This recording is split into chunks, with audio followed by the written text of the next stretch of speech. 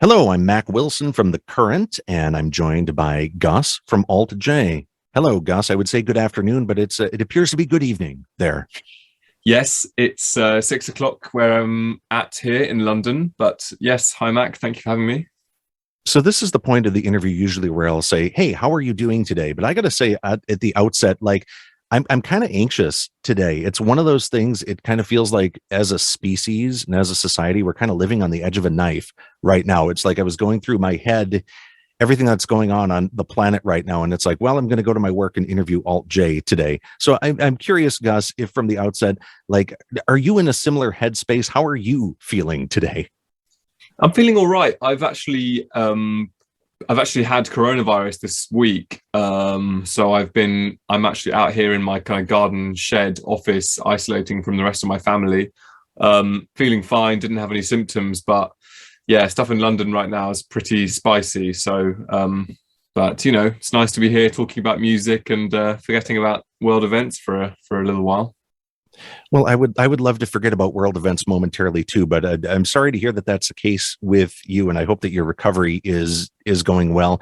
And at the same time, it feels like we're at that point where all of a sudden there's tons of folks in the UK and tons of folks in New York and all over who are just suddenly rapidly accelerating at this point of illness. So it's a very strange point in history to be, sitting and having a chat about music. You have to admit. I do admit that, yeah, it is weird, but I'm hoping that it'll be kind of like a brief spike, and hopefully we can get back to business as usual pretty early in 2022. So let's keep our fingers crossed for that. One more COVID question. I'm curious what the testing capability is like there. Like, what was the process that you had to go through? I mean, you seem to be feeling fine, but what is the apparatus that is offered there for you? Yeah, it's strange because so basically on Friday evening, a week ago, I was going to my five-a-side football or soccer, if you will, awards dinner, an annual fixture of mine for a team I play with. And we were like, oh, well, let's all do a test. So like a lateral flow test, like a little home swab, put the drops on the thing. Came up positive, and then so yeah, I've been for a couple of PCR tests to confirm that I did have it, which basically involves either going to a drive-through thing or going to sort of like do a test in a kind of big tent in a car park somewhere in London, which I did again today. Yeah, that's more or less how the testing works here. Yeah, it's either you can get home tests, or you can drive or walk to a kind of like government test center. So you mentioned football. Let's segue into that. So Alt J, you're from Leeds. Is Leeds United your team, or who is your personal support behind?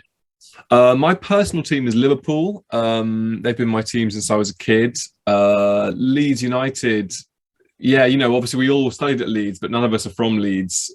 So don't think any of us are Leeds fans, but I do like to see Leeds doing well. They're a team they're like, I'm not really a huge football fan. I prefer playing football to watching football, but Leeds are like a team that they're back in the Premiership now, which is very good, and I hope they stay there for a long time. Yeah, I'm hoping they stay up too. I started following a couple of years back, and Wolves are the team that I've adopted. And maybe you're Uh, hearing that and you're like, "Wow, that's a random team." But I feel like there's a lot with my own personality that fits in with them. So that's who I'm following, and I definitely hope that they and Leeds can both stay up. I mean, amidst all these cancellations that they're having as well. well, yeah, the cancellations are quite worrying. I mean, Wolves have been pretty good for the last few seasons, I think. And yeah, our guitar tech Jack supports Wolves, and my ex-girlfriend is from Wolverhampton, so I feel a certain affinity with Wolves. Gus, as you're looking ahead, we're in the holiday season right now. Do you have any holiday traditions that you are looking forward to and or will be able to participate in the days to come? Yeah, absolutely. I mean, I'm a big celebrator of Christmas myself, mainly from a point of view of, just like good food and like, being with family and exchanging presents and stuff. But I love Christmas music. I love everything from cheesy pop tunes to kind of like, I was listening to the Bach Christmas Oratorio earlier this evening. I love Christmas music across the whole spectrum. So normally we have a big kind of Christmas party, me and my wife, where we invite our friends around and sing lots of carols and Christmas pop songs, and I play the piano, and we have like a projector with the lyrics and stuff. But that was supposed to be tomorrow, but we've cancelled it now.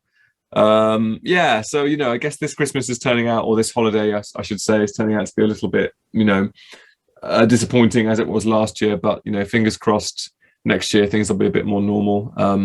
As it stands, we're going down to my parents next week for Christmas, down in the southwest of England, and we'll be doing lots of cooking and maybe going to church, to sing some carols and that kind of thing. Quite a traditional English Christmas, I guess.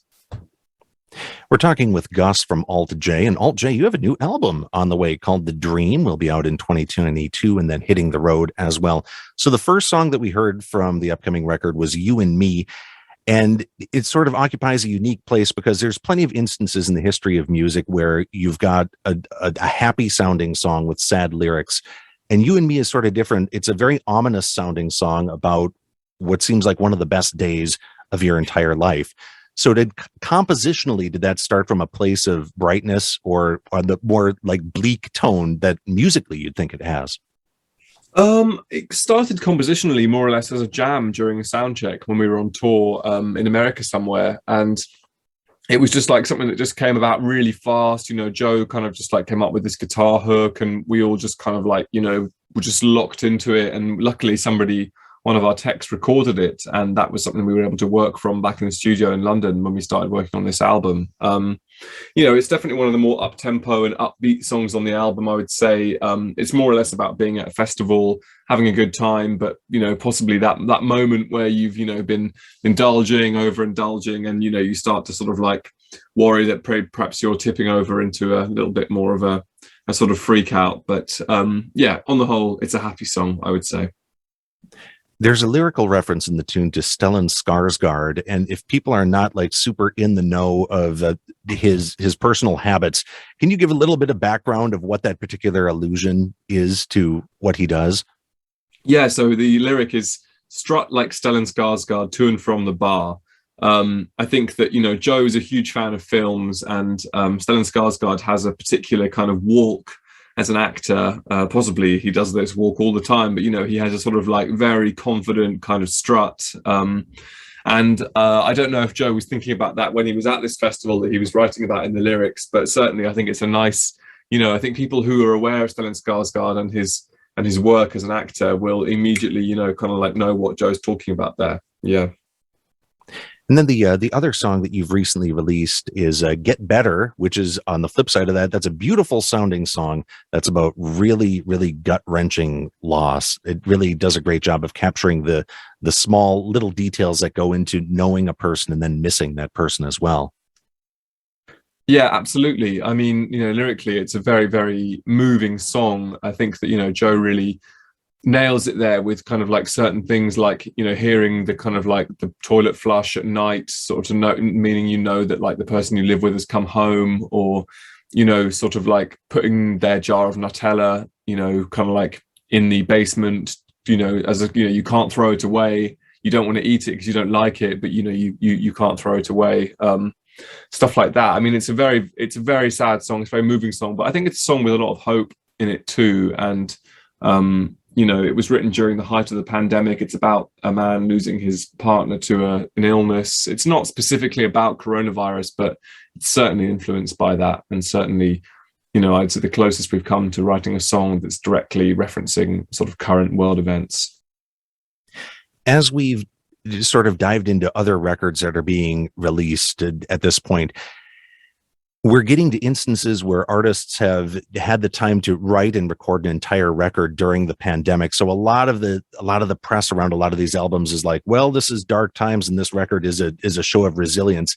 And Alt J, you've sort of been upfront like, well, this is a record that kind of reflects this darkness that's around us. So is this sort of a means of grappling with the not just the pandemic, but just the general malaise in life?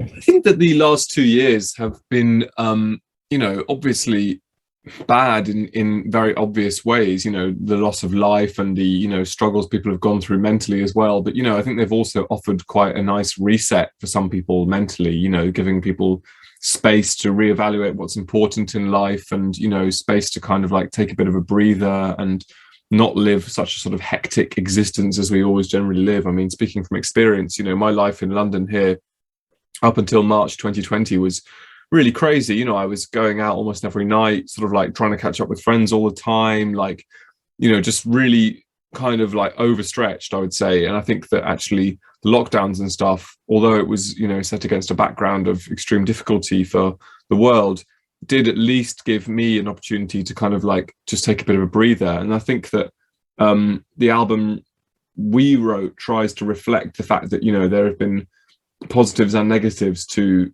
the time we've been living through for the last 2 years. I mean, I don't for a second want to downplay the negative sides of any of it, but, you know, I think that for us, having more time to make this album was a really positive thing. And I think that the pandemic did give us that. So you've got the new record on the way, The Dream, and you'll be hitting the road in 2022 as well, as including a stop in Minneapolis at the Armory in March. We're looking forward to seeing you back around here. Do you have any, if you could visit any spot off the top of your head in Minnesota, do you have any affinity for any places here, or is it all kind of a blur? Well, I do remember going for a Juicy Lucy when we were on our first big tour of the States. I can't remember which spot we went to. I've probably written it in my diary, but I can't remember off the top of my head. I mean, I want to say, is Pat's? Is that a place? No, I probably made that up. It was obviously somebody's name. Matt's. I had to think about it. There's two. The two spots are Matt's and the 5-8. So okay, those are the two competing ones.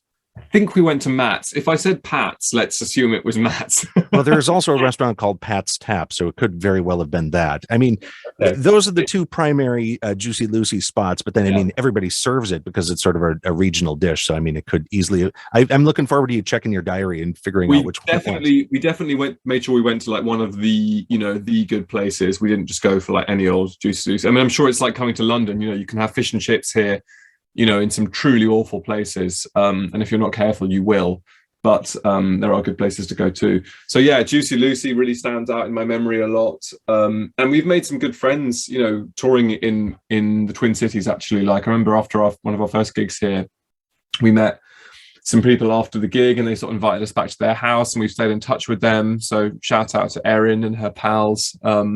And, you know, they've become good friends. So we've always found it to be a very welcoming area, and we're looking forward to coming back very much. Yeah, we are looking forward to having you back very much. It's funny, a couple of months ago, the Rolling Stones were here and Mick Jagger gave a speech on stage where he went out to get a Juicy Lucy and what beers he drank. And then nobody had any photographic record of him going out. So it was basically all like, hey, put it on the teleprompter and he's going to say that he ate a Juicy Lucy. So we're taking your word for it, Gus, that you really were there and ate the sandwich. I promise you. I mean, I was a big fan of Man versus Food and stuff before I ever came on tour to the States. So, you know, places like Matt's, or as I call it, Pat's, were, you know, very much on my hit list. Well, Gus, thank you for taking the time to chat with us about what Alt J have been up to, and looking forward to having you back on the road. And it's just great to touch base as well. And again, a safe and healthy recovery to you, and a happy holiday season to you and all of yours. Thank you very much, Mac. Thank you for having us. Can't wait to see you in the Twin Cities next late spring, late winter, early spring. And yeah, thanks for all the support and all the best. Yeah, you've been longtime friends of The Current. When the first time that we dropped the first record on the turntable, it's like, well, nothing quite sounds like this, but it's great, and we've been following you ever since. So, looking forward to having you and Alt J back soon. Take care, Gus. Cheers, Mac.